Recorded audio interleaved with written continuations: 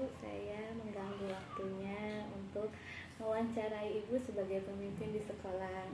Ini adalah salah satu tugas saya di CGP Angkatan 7 untuk mewawancarai minimal 2 kepala sekolah, mengambil keputusan yang baik itu seperti apa gitu ya Bu ya. Ada beberapa pertanyaan yang ingin saya sampaikan ke Ibu.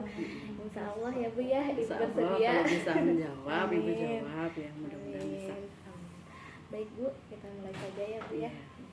Nah Bu, selama ini bagaimana Ibu dapat mengidentifikasi kasus-kasus yang merupakan kasus itu dilema etika dan bujukan moral Bu?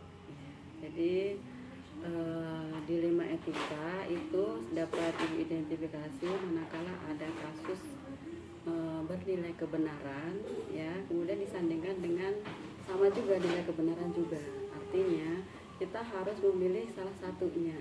Harus ketika dalam suatu momen kita harus mengutamakan yang salah satunya ya. Jadi keputusan yang diambil oleh kita ini nanti harus lebih memilih mana yang manfaat ya daripada yang mudorotnya. Sedangkan rujukan moral itu adalah satu kasus-kasus di mana kasus yang kebenaran ya itu bisa juga bernilai salah, mungkin entah dari keputusan yang diambil atau entah dari yang lainnya. Jadi di bujukan moral ini banyak sekali kalau di sekolah saya. Contohnya yang kayak bulan Ramadan ini misalnya yang tadi itu ditetapkan minggu efektifnya sekian minggu, ditetapkan jam efektifnya sekian JP, tapi ketika sudah berjalannya ternyata siswa yang datang itu sedikit ya, dari antusias. Jadi situ akhirnya Ibu ambil pilihan ya bahwa ya oke lah, nggak apa-apa, mungkin anak-anak mungkin memang belum siap untuk menjalankan puasa sambil belajar dengan sungguh-sungguh. Jadi Ibu kasih kesempatan mereka, tapi tetap diingatkan supaya tetap masuk sekolah. Nah, dari identifikasi kasus tersebut ya, bagaimana Ibu mengambil keputusan dari keputusan tersebut atau kasus-kasus tersebut? Misalnya ada dua kepentingan di antara benar dan benar atau benar dan salah yang disebutkan tadi ya. Misalnya yang dua kepentingan di antara benar dan benar, maka saya akan mengambil keputusannya mengutamakan yang lebih penting atau yang lebih banyak manfaatnya daripada mudorotnya. Memang itu dua-duanya penting, tapi harus ada skala prioritasnya mana yang lebih penting gitu. Kalau untuk yang bujukan moral itu Ibu mengambil keputusannya yaitu dengan sedikit mau kembali melihat kenapa orang berbuat seperti itu gitu, latar belakang orang melakukan seperti itu kenapa. Jadi melihat kepada alasan masalah tersebut atau kenapa itu masalah ada gitu. Nah dari situ nanti Ibu akan berusaha untuk mencari sumber masalahnya, kemudian menemukan solusinya yaitu dengan pendekatan-pendekatan seperti itu. Jadi untuk kasus yang benar lawan benar itu itu mengutamakan yang lebih penting atau yang lebih baik dari yang kasusnya itu baik gitu. Dan kemudian untuk yang bujukan moral Ibu kembali lagi alasan tersebut itu melakukan yang benar itu seperti apa dan yang salah itu seperti apa. Gitu kembali kepada alasannya. Kembali kepada alasannya tersebut. Nah kemudian untuk mengambil langkah-langkahnya nih Bu, prosedur seperti apa sih yang Ibu akan lakukan dari kasus tersebut?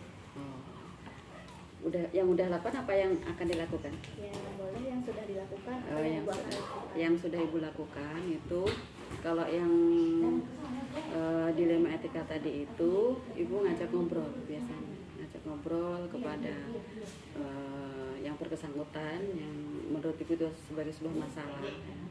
Kemudian setelah itu baru kan kita ketahuan kenapa melakukan seperti ini. Nah dari situ setelah tahu masalahnya, nah nanti kan si orang tersebut akan bercerita tentang kenapa dia melakukan ini adalah benar, tapi dia juga ini benar, maka ibu memberikan penawaran, ya, konsekuensi daripada menjalankan kebenaran tersebut, ya, mana yang lebih utama ketika berbarengan waktunya gitu. Nanti dia akan bisa memberikan jawaban. Kalau untuk yang dilema yang rujukan moral itu sama juga, melakukan pendekatan dulu, ngobrol, kemudian menanyakan alasan-alasannya. Nah dari situ ibu berusaha untuk mengajak si orang tersebut memikirkan konsekuensinya juga sama. Kalau alasan ini nanti konsekuensinya ini, kalau alasan ini nanti konsekuensinya ini. Nah itu disuruh untuk memilih tadi. Sama juga, mirip juga dengan dilema etika tadi ya. Walaupun itu pilihannya salah, tapi setidaknya dia punya alasan. Seperti itu. Baik, langkah-langkahnya kan yang saya dengar ya. Yang pertama itu ngobrol langsung dengan yang mempunyai masalah tersebut. Yang kedua, ibu itu mengidentifikasi masalah yang dihadapi oleh si masalahnya ini ya, apa yang dia punya masalah apa, apakah itu intern atau ekstern. Kemudian ibu memberikan solusi dan disertai konsekuensi di antara dua pilihan itu. Ya. Baik Bu. Enggak, salah satunya ya itu yang tadi kan langsung ngobrol. Ada juga ibu suka observasinya dari lingkungan, artinya ibu nggak cuma nanya si orang yang bersangkutan, ibu nanya stakeholder yang ada di sekelilingnya.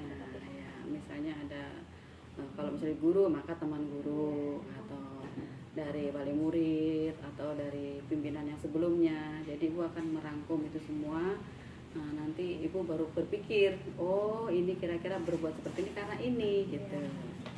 Nah dari situ nanti ibu baru mendekati si yang punya masalah tersebut. Kemudian dari langkah-langkah tersebut nih, selama ini yang paling ibu anggap efektif dalam mengambil keputusan pada kasus-kasus yang ibu dapat tentang dilema etika nih, apa sih? Kalau yang paling efektif ya, jadi kalau yang paling efektif itu adalah memberikan semacam tanggung jawab, karena si orang tadi kan merasa melakukan sebuah kebenaran, tapi dia juga di satu sisi dia juga harus melakukan sebuah kebenaran. Jadi sedangkan satu waktu harus bersamaan. Maka kalau kita menanamkan dia tanggung jawabnya, menuntut tanggung jawabnya, insya Allah dia akan berpikir, oh saya dikasih beban sebagai seorang pendidik itu tanggung jawab saya seperti ini, tapi saya juga dikasih pesan sebagai seorang ibu rumah tangga, maka tanggung jawab saya seperti ini. Ketika tanggung jawab dua-duanya itu diminta, ya, diminta berbarengan, maka dia akan lebih mementingkan yang mana. Itu yang lebih efektifnya ya Bu, memberikan tanggung jawab pada si punya masalah ini. Iya, jadi kan menurut ibu kan namanya kita lingkungannya itu ada lingkungan pendidik yang rata-rata pada dewasa dan rata-rata punya keilmuan lah tentang kependidikan, maka kita berikan pasti si orang tadi juga punya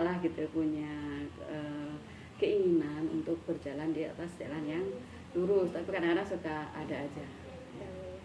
Dia sadar gitu atas tanggung jawab yang diberikan. Jadi harus diberikan tadi itu, nggak apa-apa lah, tapi harus tanggung jawabnya itu. Nah kemudian dari kasus tersebut nih, tantangan apa yang selama ini ibu ambil sebagai itu pengambilan keputusan pada kasus-kasus dilema etika? Tantangannya ya diremehkan. Iya, karena pimpinan itu kan baik buruk itu kan diomong, lembek keras diomong. Ketika kita lembek, maka kita dianggap tidak punya power gitu ya. Nah ini di dilema etika ini kan kita harus melihat kasus tersebut seolah-olah kan kita melembekkan diri kan. Jadi ya mungkin tantangannya diremehkan, tapi itu menurut ibu nggak masalah sih. Jadi selama kita dalam kasus-kasus tertentu kita memang harus menunjukkan power kita. Kan ada kalanya kita itu menunjukkan kebijakan, ada kalanya juga kita menunjukkan kebaikan. Baik nih Bu, untuk kasus-kasus yang ibu hadapi ya, sebagai pemimpin ya, tentunya ibu untuk menyelesaikannya punya jadwal tertentu atau hari itu juga akan ibu selesaikan? Jadwal mah insiden enggak, tapi kalau memang bisa hari itu langsung bisa diselesaikan bisa hari itu. Tapi kan kadang-kadang suka kalau yang dilema etika gitu kan berkesinambungan ya sih. Jadi si kegiatan yang kasus yang terus menerus ya, maka kata ibu mah harus cari-cari waktu, tapi tidak terjadwal dengan rutin, tapi pasti ada. Kalau ibu senengnya nyari waktu yang tepat gitu, nggak bisa langsung dijadwal, karena kan kita namanya kegiatan di sekolah kan banyak gitu ya, pasti kan ada jadwal-jadwal yang mendadak atau apa gitu. Nah ketika kita sudah menjadwalkan harus minggu ini harus jam segini gitu nggak bisa, tapi harus diusahakan dalam minggu itu harus ada gitu. Berarti kembali lagi ke kasusnya ibu ya. Kalau misalkan itu kasusnya bisa langsung hari itu diselesaikan.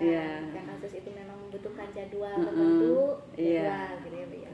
Nah baik Bu, untuk adakah seseorang atau faktor-faktor yang selama ini untuk mengambil keputusan ada yang dibantu sama ibu gitu, faktor-faktor yang memang dari luar atau dari lingkungan ibu yang bisa membantu ibu untuk mengambilkan keputusan tersebut?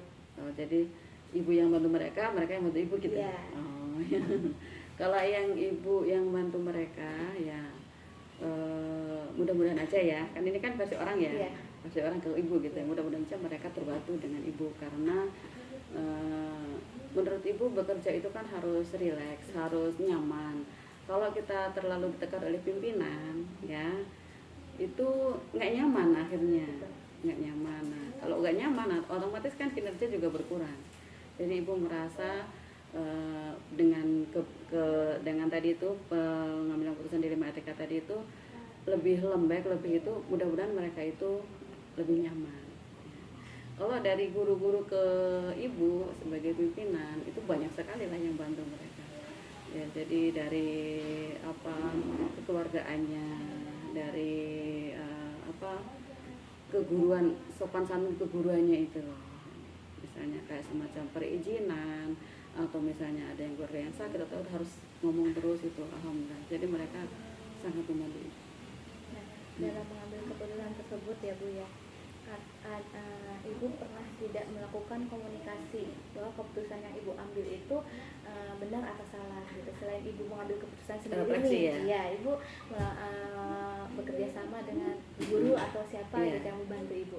Sering jadi ketika ibu sudah mengambil keputusan, ibu akan nanya ke mereka, kira-kira yang ibu ambil tadi benar atau salah ya?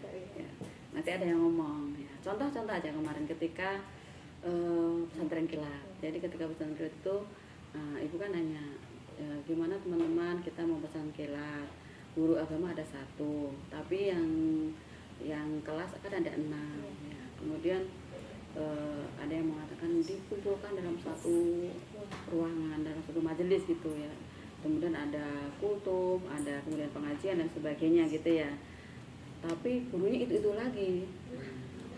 Ibu udah ACC dulu. Nah, ngobrol lagi sama yang lain, ternyata yang lain bilang, ibu kan kita posisi puasa ibu, kan kita guru juga banyak, jadi bagaimana kalau gurunya digilir aja kelasnya di masing-masing kelas. Kenapa? Alasannya pertama, jadi untuk efektivitas pemahaman anak, artinya kalau dalam satu ruangan anak nggak kejangkau, nggak kepegang. Kalau di kelas kan ruangan materi yang kita sampaikan akan pasti akan nyampe. Yang keduanya itu alasannya karena supaya si gurunya ini ya nggak terlalu capek. Kalau yang guru agamanya ini kan kasihan ya, walaupun emang itu tupoksi dia, tapi kan ini kan namanya pesantren Ramadan, jadi kalau bisa semua guru yang muslim dilibatkan gitu. Alhamdulillah saya terima yang kedua, itu bantuan dari teman-teman. Coba kalau saya nggak nanya sama mereka pasti nggak ada. Tapi memang ibu untuk mengambil keputusan butuh guru gitu ya? Iya, sangat. Atau yang ada di lingkungan sekolah gitu ya. Nah ibu, kemudian dari hal semua kasus yang ibu telah sampaikan nih, pembelajaran apa yang dapat ibu petik dari pengalaman ibu dalam mengambil keputusan dilema etika tersebut? Pembelajaran apa ya, ternyata memang untuk menjadi seorang pemimpin itu bisa dikatakan sangat berat. Karena masalahnya yang dipimpin itu manusia atau orang atau yang punya hati. Sedangkan kalau kita mengikuti peraturan-peraturan, memang sih ya, kalau kita mengikuti peraturan-peraturan harusnya begini ya, kita harus ikutin. Tapi ada kalanya satu waktu si peraturan ini tidak bisa dilaksanakan dengan alasan juga yang benar. Ya, akhirnya dari situ akhirnya ibu